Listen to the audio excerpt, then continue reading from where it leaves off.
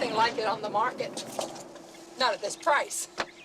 It takes a rare horror film for me to walk away, boys, saying, boy, that scared me. I don't know why. I'd seen 2 movies at that point, and I was living in a town called Sept-Îles, Quebec, in northern Quebec, far too north for television reception, and the priests showed movies in Quebec in the church basement for kids, because kids weren't allowed to go to movie theaters.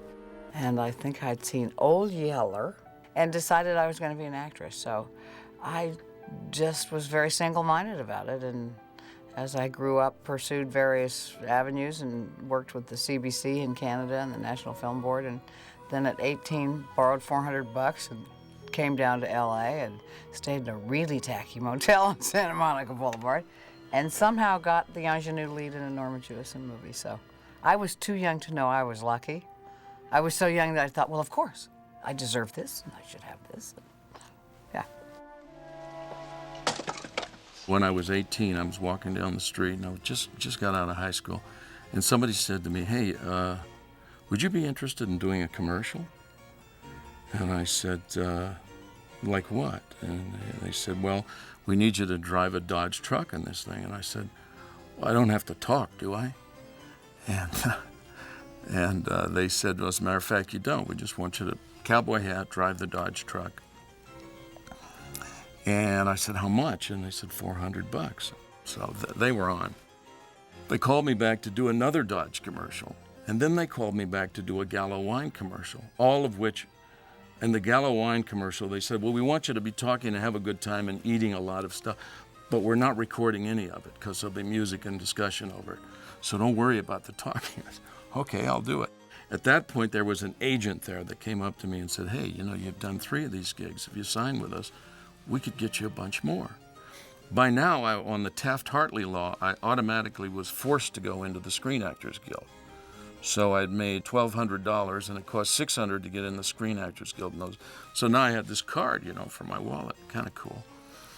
And they sent me, very shortly afterwards, to meet the head of talent at Fox Studios. And I was 19 and a half. And by 10 o'clock that morning, I was under contract, which lasted 7 years. I did, I probably did 7 or 8 or maybe 12 pictures and 10 television shows in the next few years. Very savvy audiences. The studios never give them credit for really knowing the deal. They know it's not real. They know it's a movie. Many of them are the most articulate film buffs on the planet, and they want to get scared and have fun. Much like a thrill ride at Disneyland where you're shrieking in fear, but afterwards you just laugh and go, oh my God, that was so much fun. Audiences know that that's what they're gonna get. They're gonna get a ride. They're there for the thrill ride.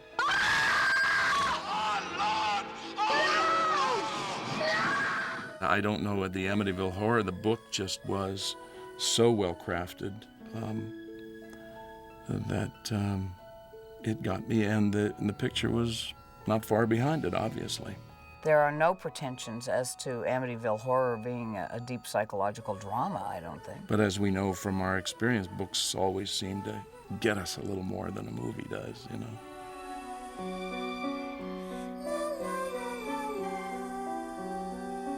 Don't forget, movies are fun. That's the point. Yeah. We make the best movies in our head,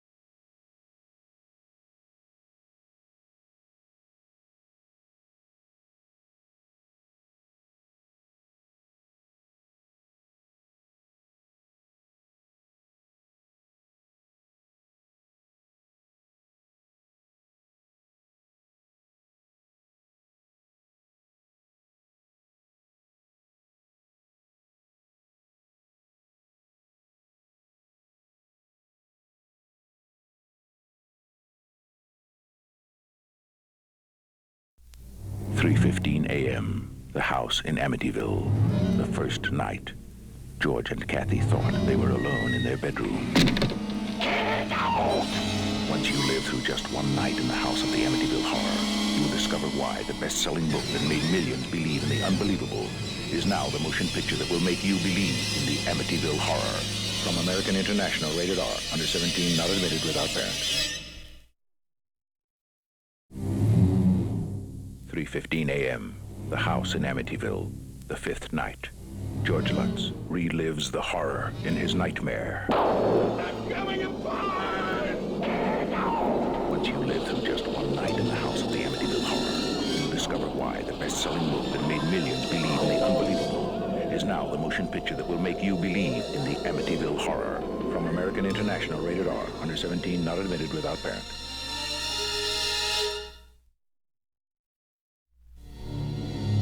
3:15 a.m., the house in Amityville, the 10th night.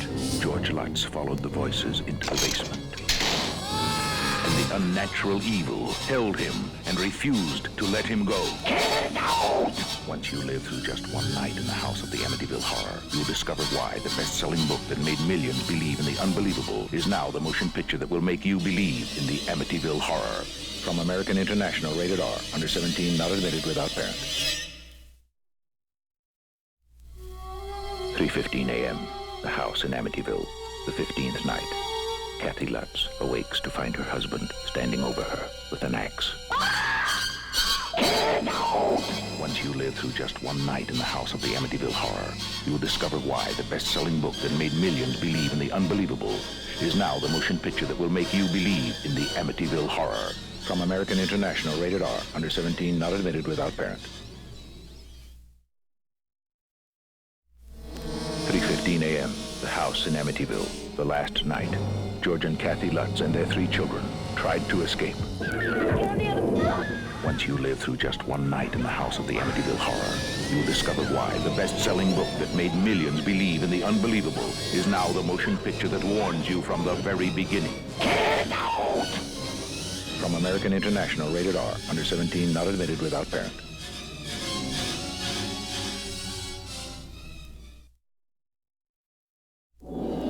Remember the rain, the thunder, the lightning. That's how it begins. That's how it ends. And that's why you'll never forget what happened in that house in Amityville. I went into that house, and what I saw there was real! The Amityville Horror, the best-selling book, is now the motion picture that warns you from the very beginning. Get out! From American International, rated R, under 17, not admitted without parent. What do you want to do with this? On December 18th, 1975, George and Kathy Lutz and their 3 children moved into a house in Amityville, Long Island. 19 days later, they were running for their lives. What happened to them became one of the best-selling books in years and is now a fascinating motion picture, an experience in terror to make you believe in the unbelievable, the Amityville Horror. From American International, rated R, under 17, not admitted without parent.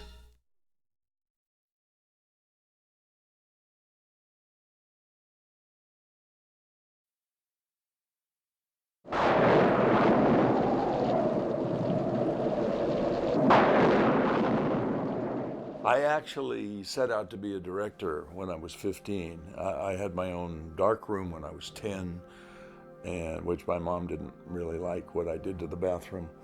And then at 15, I bought my first movie camera. At 18, somebody asked me if I would be interested in being in a commercial, and I literally said, well, I don't have to talk, do I?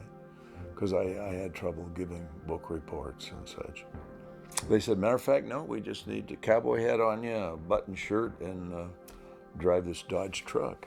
So I did 2 of those. They called me back. Anyway, I did those. I got an agent, and through a friend of a friend, I was cast in Mutiny on the Bounty as Marlon Brando's son on Pitcairn Island in the prologue and epilogue. Well, I went to Tahiti. It was never shot, and I was there a year having a ball.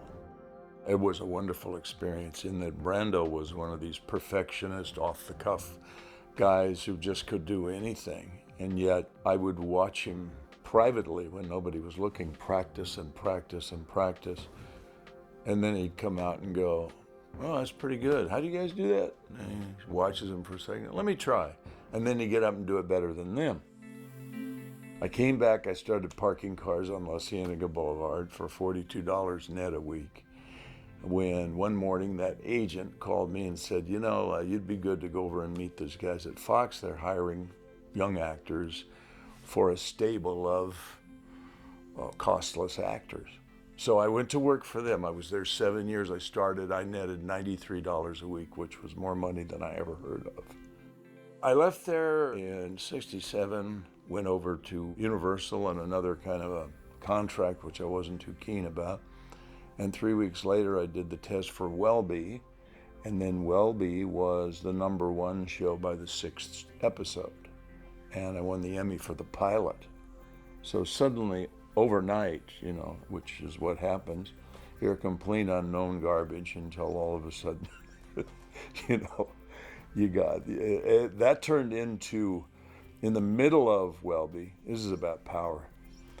In the middle of Welby, I sold everything in Los Angeles and moved 4 hours away to a big ranch. So I had to drive 4 hours into work, which they finally, you know, shook their head and went, "Okay, all right, we're going to have you work Monday through Wednesday, Monday through Thursday, and then send you home the rest of the week. And we want you to live in that house on the lot back there by the hospital."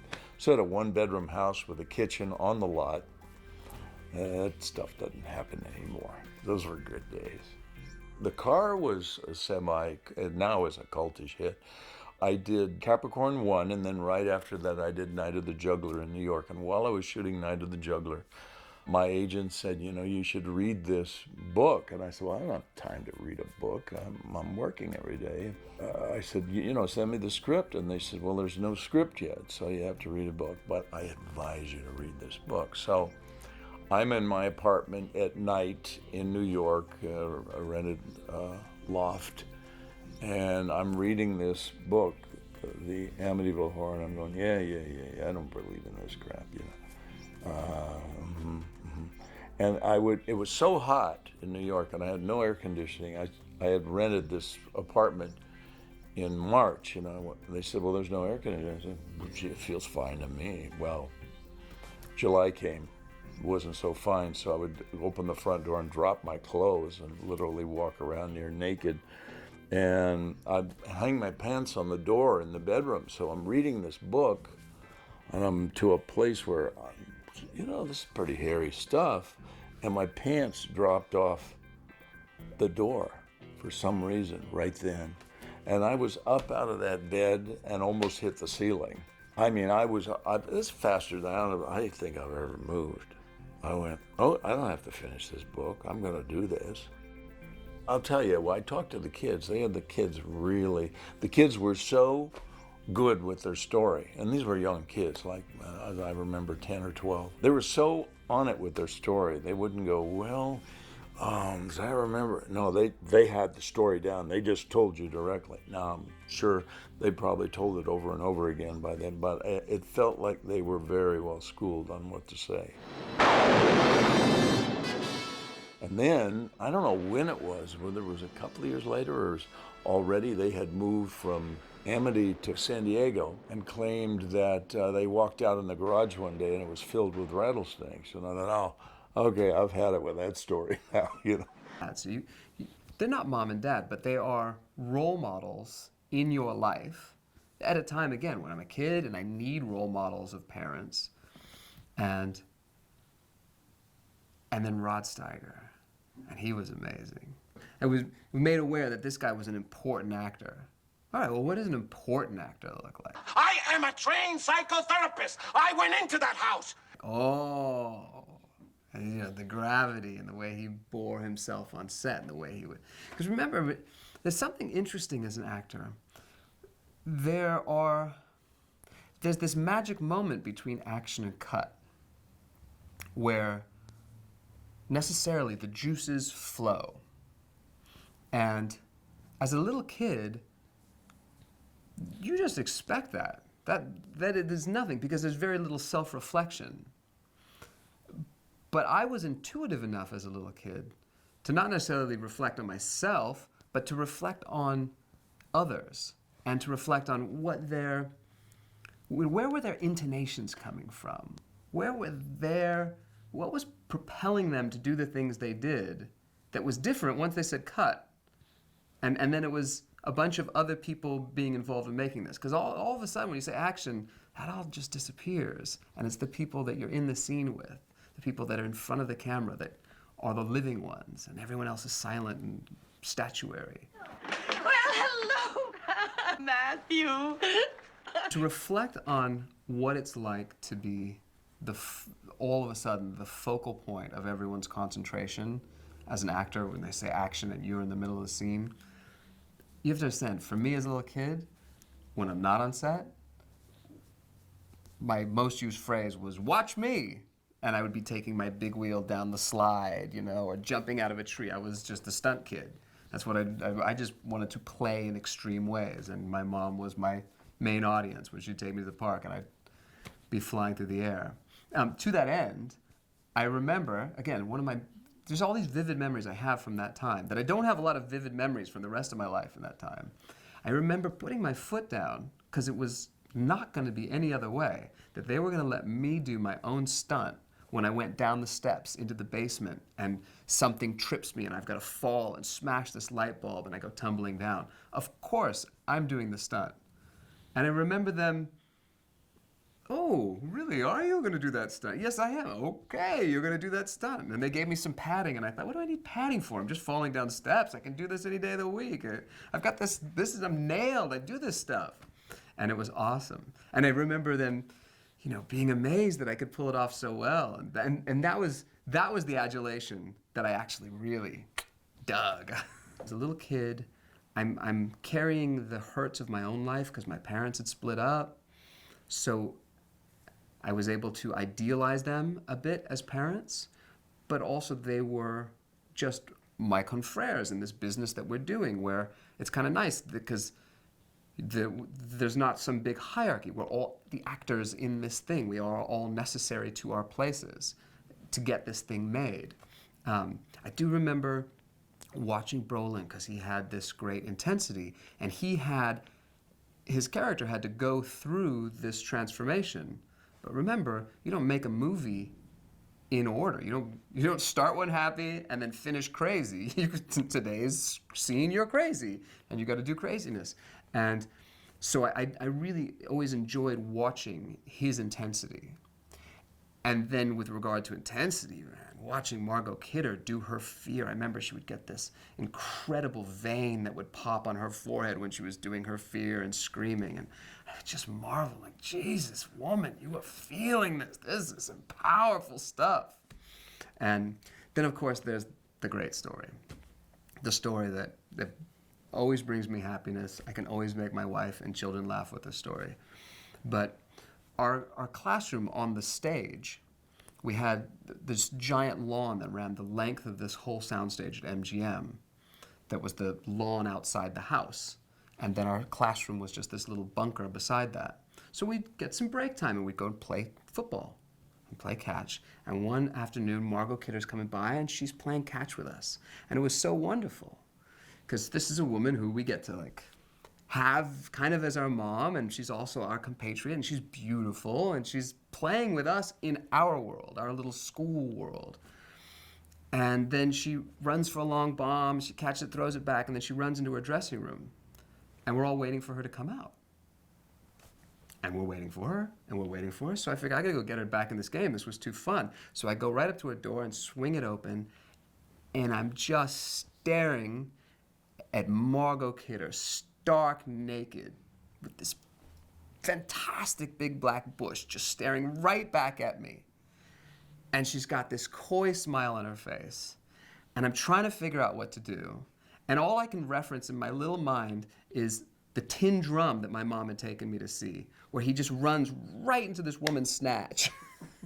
And I'm thinking, is this what I'm supposed to do? And then the gentleman took over, and I closed the door and went back. I'll be getting in there and eat your hot dogs. Come on. My memories of making that film don't include the director. Why do they not include the director? I'm not sure. I mean, they include key people in the cast. My memories include key spaces that we shot in, and then my daily life as a kid on set. But those collected memories don't have some typical memory like, okay, now Mino, this is what we're doing in this scene, and those just are not there. I don't know why. One of the great scenes we had to shoot that was a lot of fun to shoot, because remember, a lot of these scenes we had to do, we're screaming, we're crying, but that's all fun because we're acting, we're getting to do our thing. And for me, it was always a heightened fun when there was some kind of physical element added into it. And the scene at the end where we have to get out of the house, but the house is trying to keep us in, and the walls are oozing with this black goo, and we're slipping and sliding. That was tremendous fun to do because we got to get all kind of messy and dirty and crashing and falling and all this business.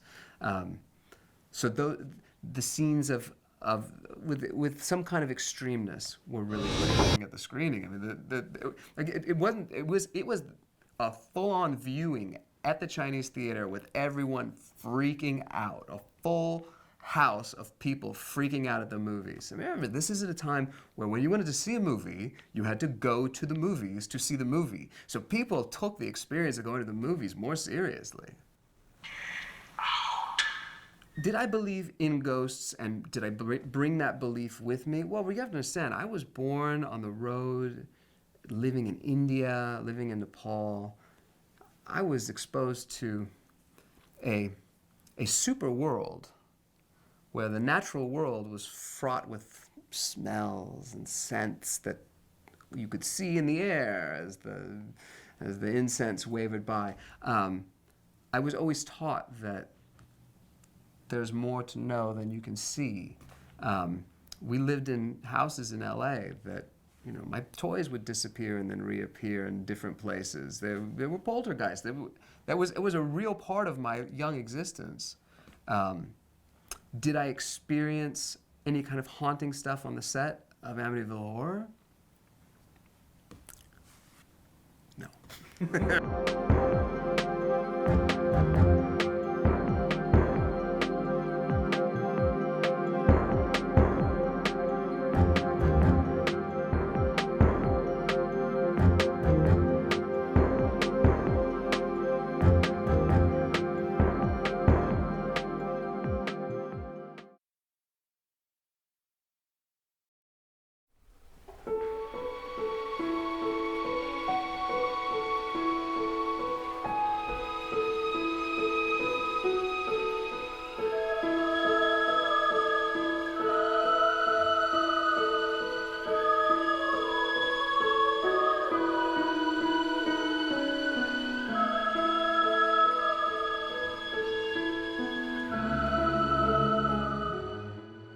I was born in Buenos Aires, Argentina, and my father was the concertmaster, first violin, of the Buenos Aires Philharmonic Orchestra.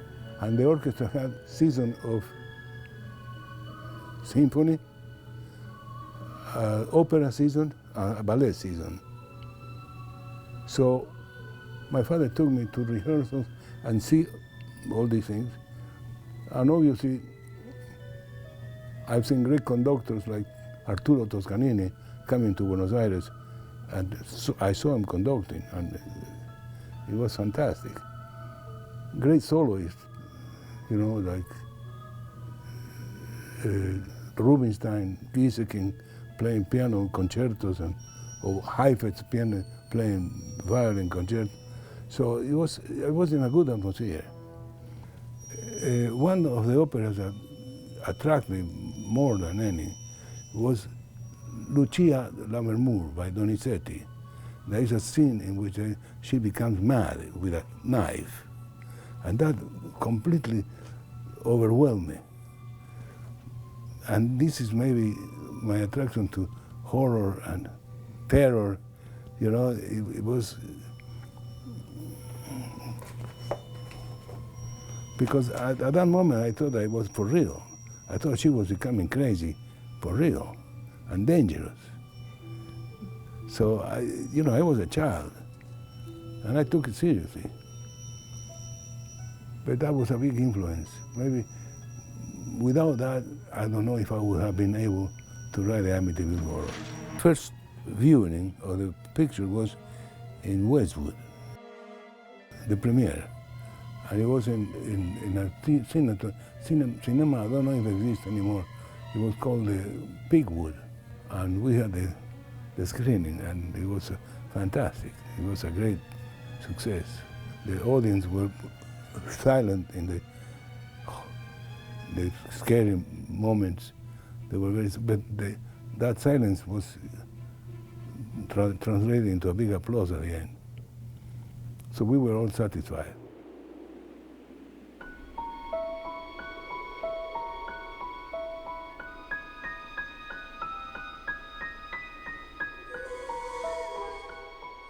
It was quite a long time between the two.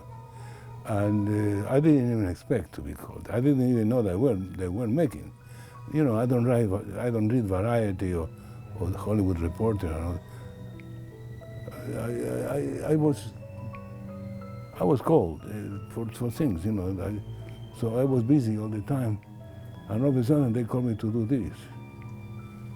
And it was Dino De Laurentiis who did the sequel. I know Damiano Damianti, the director, the one who was in real charge was Dino De Laurentiis, and he was very nice to me. It was easy, because I already had all the material, the compositional material. It was there. So the only thing I had to do to adapt it to the new scenes, which were, in a way, a development of the first one. So actually it was easy. It was a sequel. It was really, as I said, using the same material, changing around, but basically it was the same.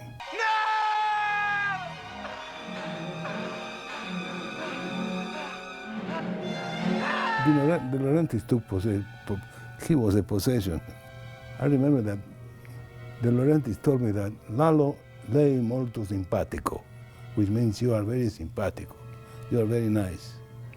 And he told me that, and it was very easy to work. So I didn't have any problems in that. As a matter of fact, I didn't have any problems at all. I'm pleased, as I said. I'm pleasantly surprised.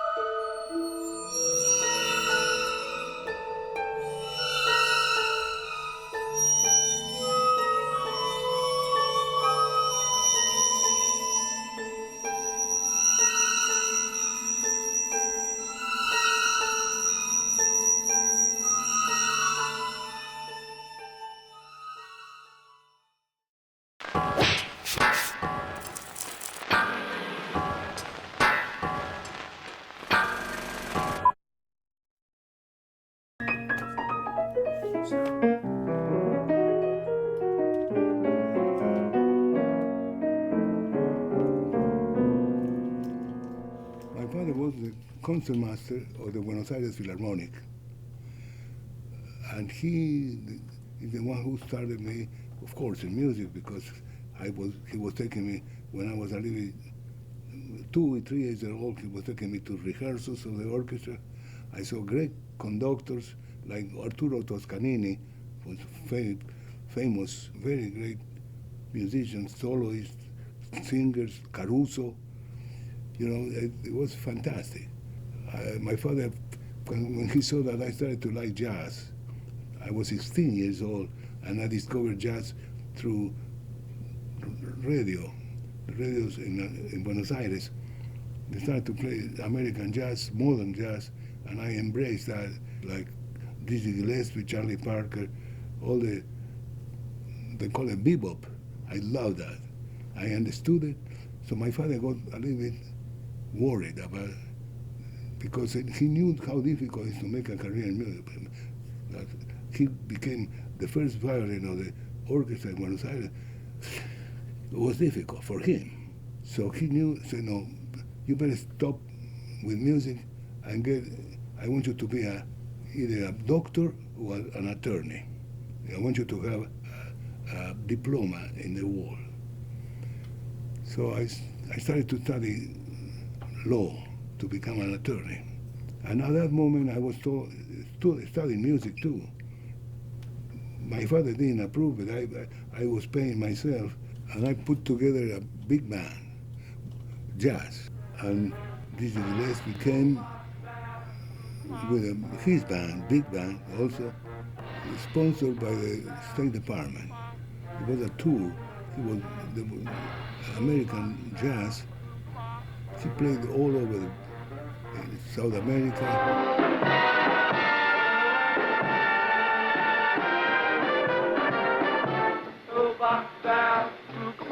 I think it was because of the Cold War, and they were trying to attract young audiences to American music rather than to Russian, who was going to know that. And he came, and he heard my band, and he liked it, and he said, "Who wrote these charts?" And I said, "I did."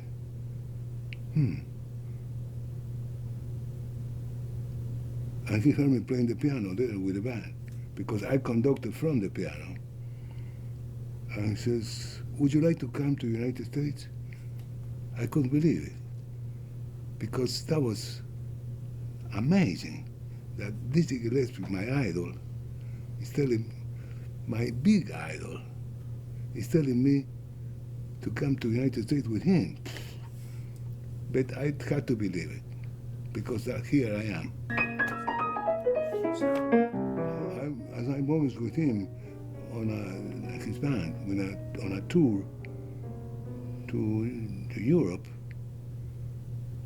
some gentleman asked me, "When you come back to the tour, let's have lunch." When we have a lunch, he says, "You always wanted to be with Dizzy and play jazz."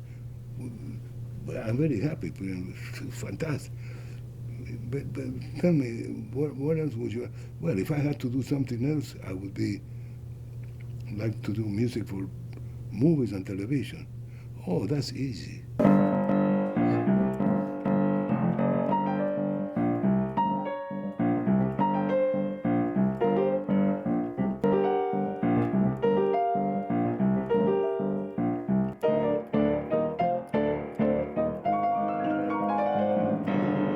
First one was Rhino. At the beginning, I take anything because I needed work.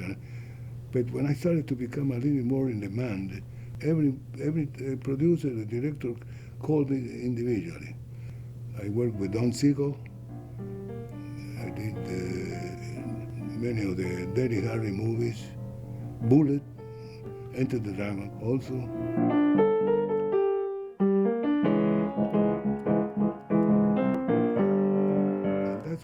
Met Stuart Rosenberg. For some reason, he asked me to do Cool Hand Luke. I tell you why. He and the producer, they were testing composers. This is an incredible story, but it's true, absolutely true. And I remember very big composers. I was very young, and I couldn't compete with this. But they showed me a rough cut, and they gave me the screenplay to read. And they said, "Would you write a classical score or countries?" And I said, "I will use both." What? Yeah, I will combine. That's exactly what I did in the score, final score. You can hear banjos, and you can hear pam pam pam da da da da, and then dun dun dun dun dun dun. All this, we became friends, and with our wives, we used to go for dinners. This is when I moved to Hollywood, and I was here and he was here, and we became very good friends. He was a director who knew what he was doing. And therefore, not only my respect, but all the crew, all the people who worked for him were also very respectful. And also he knew how to direct actors. Because many directors, they know how to put the camera, but I worked with another director who was very well with camera, but not Don Siegel, very hard. He would not get him too money. When he would trust the actors, because that's why he hired Clint Eastwood and people like that. I did many movies with him. The only thing he told me was that he knew Amityville because he lived in New York before, and he knew the attitude of people there and the psychology of the whole place. So the only thing he didn't know was so much the Catholic Church, which I did because of my formation in Argentina. Stuart Rosenberg was more detail. They gave you a lot of detail. Don Siegel, he let you, but he trusted you. So the two sides give you a lot of responsibility anyway, because if they tell you what they want, you have a responsibility of doing what they want.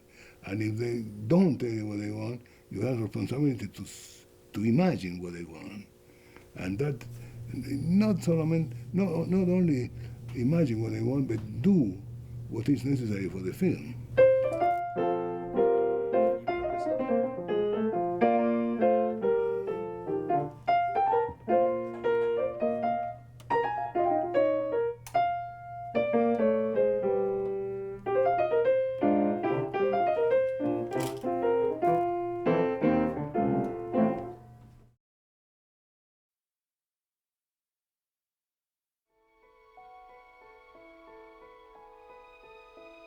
I started writing when I was 15 years old, and that's what I wanted to do with my life, become a writer.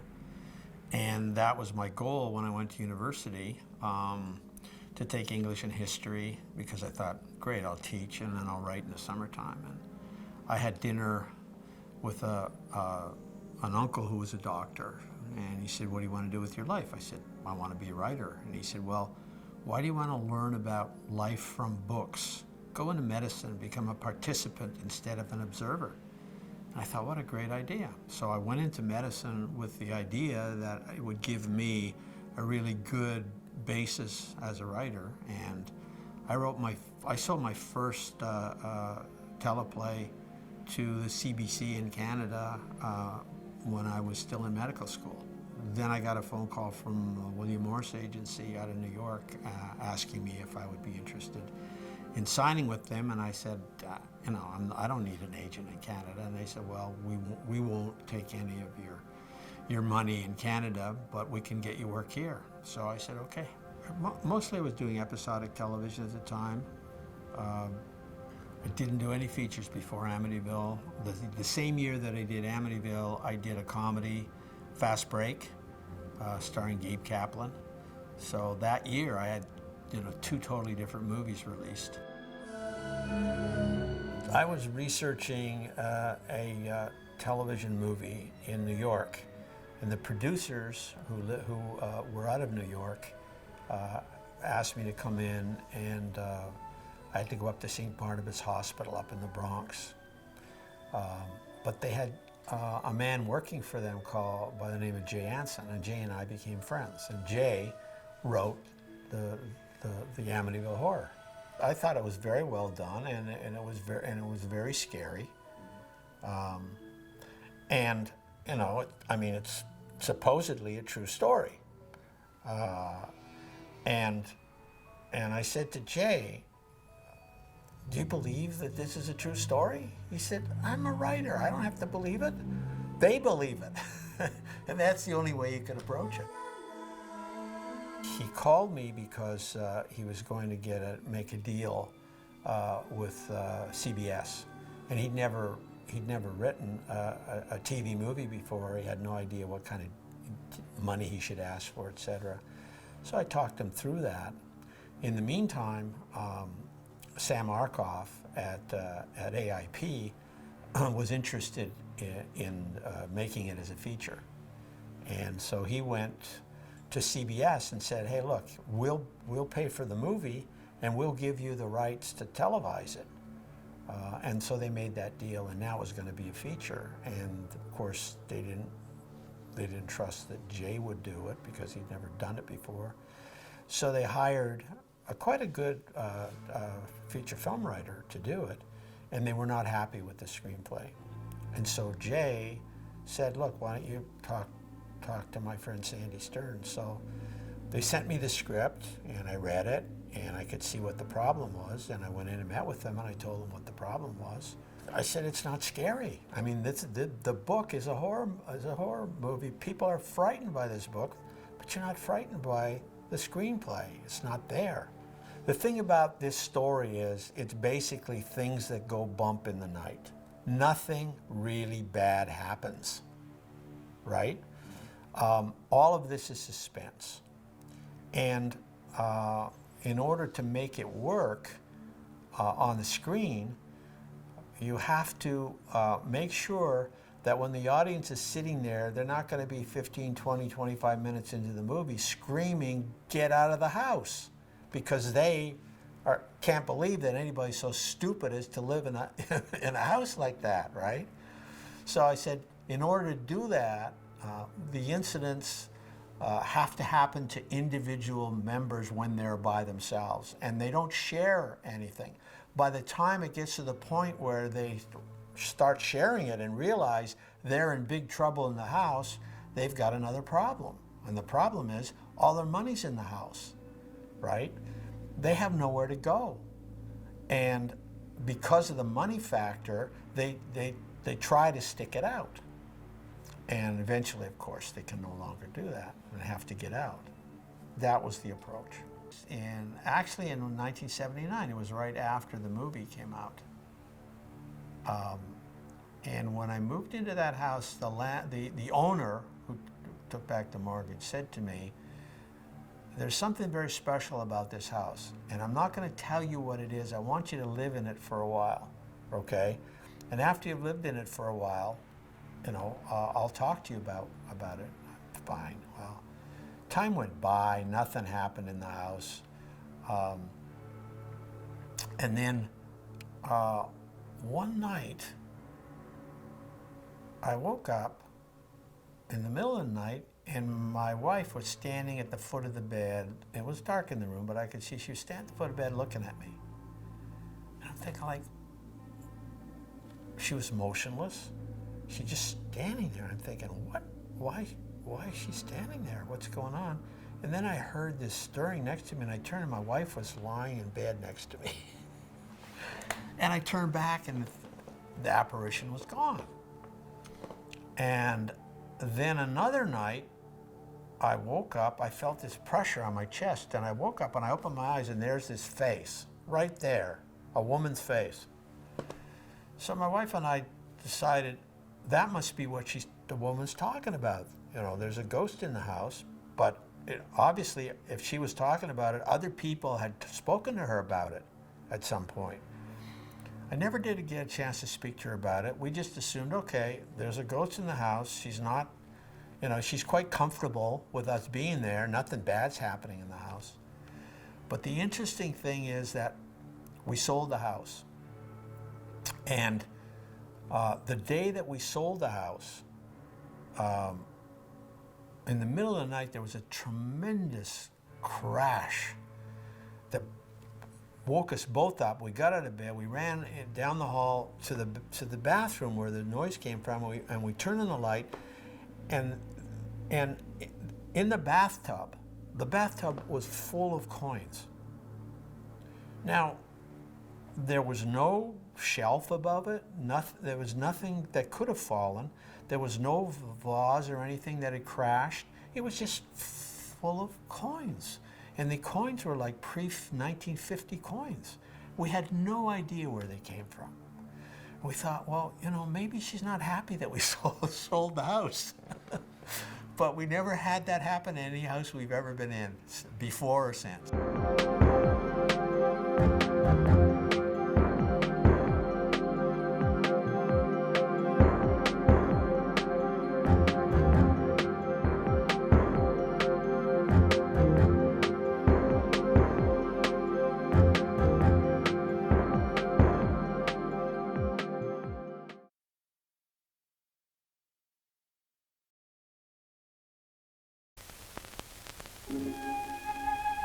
To how terrorizing that really is.